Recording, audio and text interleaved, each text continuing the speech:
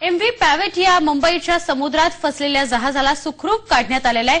जुहूच्या किनाऱ्यावर गेले 16 दिवस हे जहाज अडकून पडलेले होते। ग्रेट ऑफशोर या कंपनीने हे जहाज बाहेर काढलंय। एमव्ही पवित या जहाजाला समुद्रातून हलवण्यात 16 दिवसांनी यश आलंय। 31 जुलैला हे जहाज ओमानहून भरकटत मुंबईच्या जुहू चौपाटीवर आलं होतं।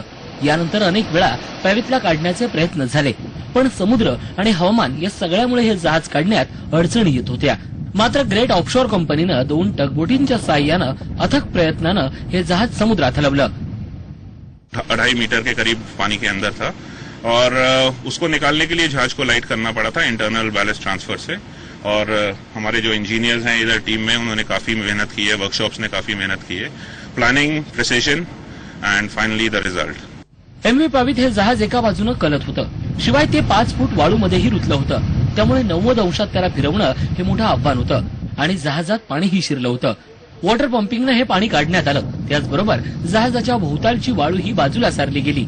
अशा अनेक आव्हानांनंतर अखेर पवितला समुद्रात हलवण्यात यश मिळालंय।